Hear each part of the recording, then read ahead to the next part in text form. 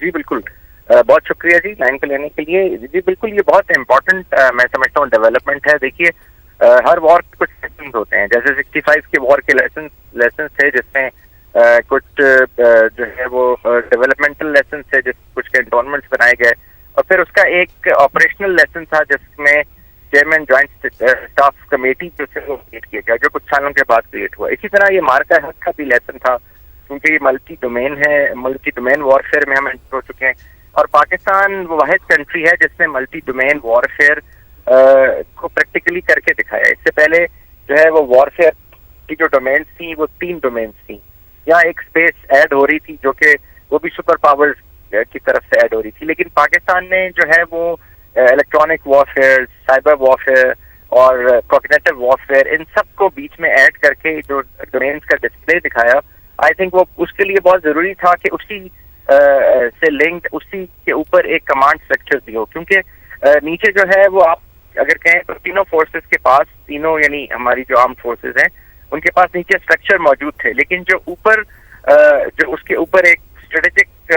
آپ کہہ لیجیے کہ جو اس کا پینیکل تھا وہ مسنگ تھا. تو آئی تھنک یہ جو سی ڈی ایس کی اپائنٹمنٹ ہے اس نے وہ جو کمی ہے وہ پوری کر دی، اور اس میں انہوں نے جو خطاب کے دوران ایک اور چیز بھی بہت کلیئر کی کہ جو تینوں آرم فورسز ہیں وہ اپنے اپنے تئیں بالکل اپنی ساری چیزوں میں بالکل انڈیپینڈنٹ ہے، اور وہ جو باقی 2 سروسز چیف ہیں وہ ان کی کمانڈ اسی طرح سے جیسے وہ پورے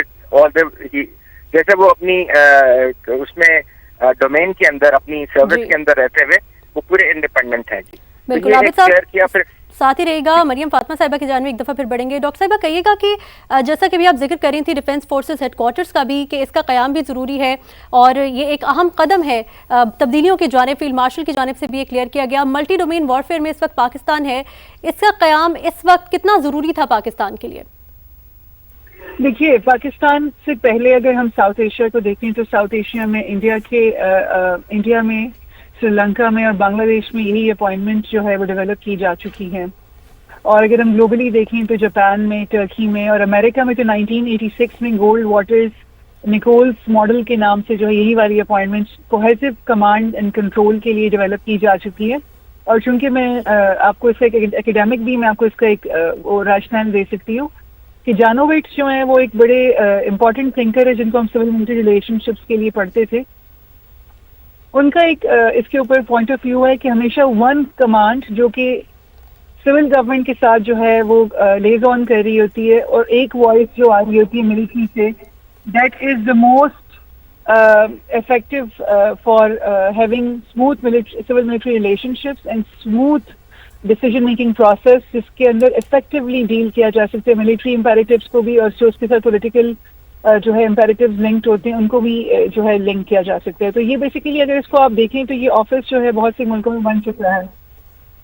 صحیح، ساتھ موجود رہے گا. اور عابد صاحب آپ کی جانب بڑھتے ہیں. اس حوالے سے آپ کہے گا کہ جو ایک اور کلیئرٹی بھی دی گئی، ایک واضح طور پر بتایا گیا کہ تینوں افواج اپنی اندرونی خود مختاری تنظیمی ڈھانچہ برقرار رکھے گی. یہ پیغام بھی بڑا ضروری تھا جانا، کیونکہ اس پر جو ملک دشمن عناصر ہیں کچھ شرارت کرنے کی کوشش بھی کر رہے تھے. جی بالکل، ظاہر ہے اس میں آپ کو پتہ یہ ایک فیک نیوز ڈس انفارمیشن کی ایرا ہے، اور اس میں پھر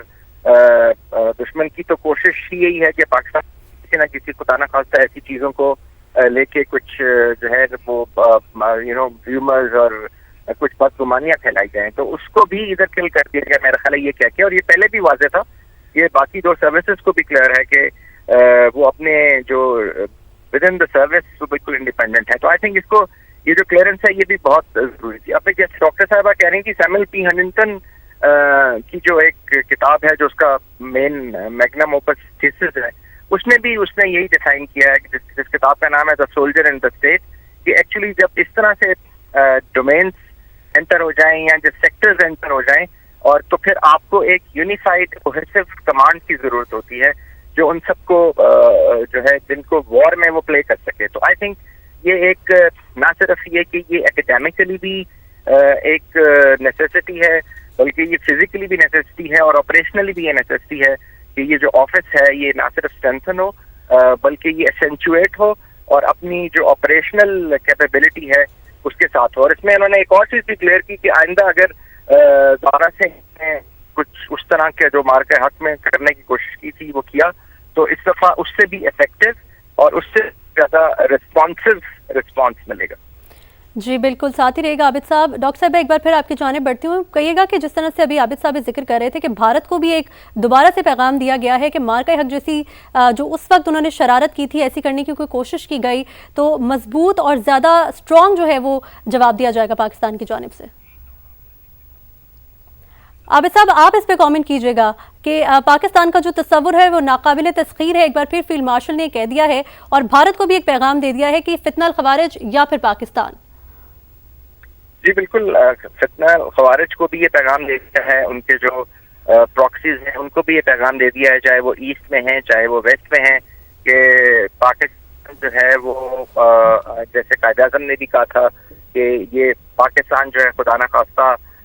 کوئی ایسی چیز نہیں ہے کہ جس کو آپ ٹریمپل کر سکیں، کیونکہ یہ ایک نظریاتی ملک ہے، یہ بہت بہادر قوم ہے جس نے یہ ملک اس وقت بھی بہت قربانیاں دے کے دیا اور اس کے بعد سے آج تک قربانیاں دیتے ہوئے آ رہے ہیں. تو ان دیٹ کانٹیکسٹ انہوں نے وہ کلیئر کر دیا کہ پاکستان کا ایوری انچ سیکروسینٹ وہ مقدس ہے اور اس کے دفاع کے لیے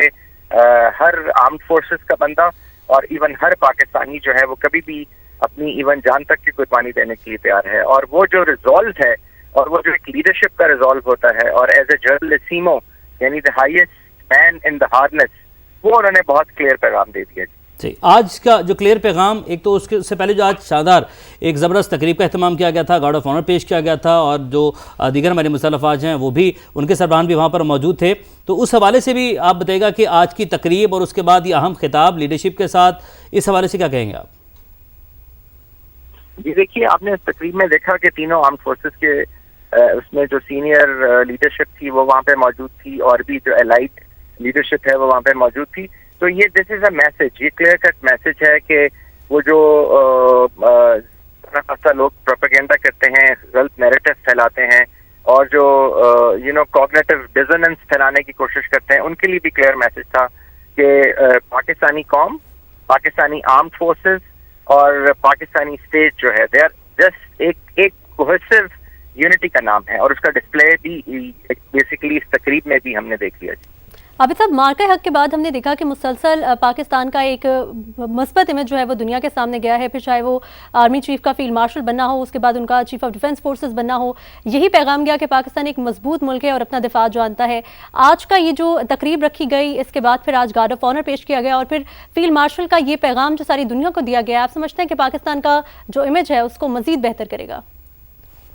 جی بالکل بہتر کرے گا. دیکھیے پاکستان کے جو امیج ہے وہ مارکہ حق کے بعد بہت بہتر ہوا. اس کی وجہ یہ ہے کہ پوری دنیا نے دیکھ لیا کہ we can walk the talk. ہم خالی باتیں نہیں کرتے، انڈیا کی طرح خالی پروپیگنڈا نہیں کرتے کہ کراچی پہ حملہ ہو گیا، لاہور پہ قبضہ کر لیا، پنڈی پہ قبضہ کر لیا، بلکہ جو جتنا بھی رسپانس دیتے ہیں وہ ایک تو ریشنلٹی کے سفیر کے اندر ہوتا ہے اور وہ اتنا رسپانس ہوتا ہے جتنا دیا جاتا ہے. تو ان وے پاکستان کا وہ جو اسٹیٹس ہے وہ بہت بہتر ہو گیا. اور آپ نے دیکھا کہ ایون جو ایران اور اسرائیل کا جو آپس میں جو ان کی جو جنگ ہوئی چند دنوں کی، اس کے اندر بھی ایون جو پاکستان ہے اس کا جو ریجنل اسٹیٹس ہے وہ بھی بہت بہتر ہوا. اور اب انٹرنیشنل بھی اگر آپ دیکھیں تو پاکستان کو اس ریجن کے لیے، کیونکہ یہ بہت امپورٹنٹ ریجن ہے جو کہ West Asia, Central Asia, Indian Ocean, subcontinent اس کے کسب پہ ہے اور پاکستان اس کے کسب پہ واقع ہے. تو وہاں پہ جو پاکستان کو ایز اے اسٹیبلائزر دیکھا جا رہا ہے اور پاکستان نے ایز اے اسٹیبلائزر پروو کیا ہے. اور کیونکہ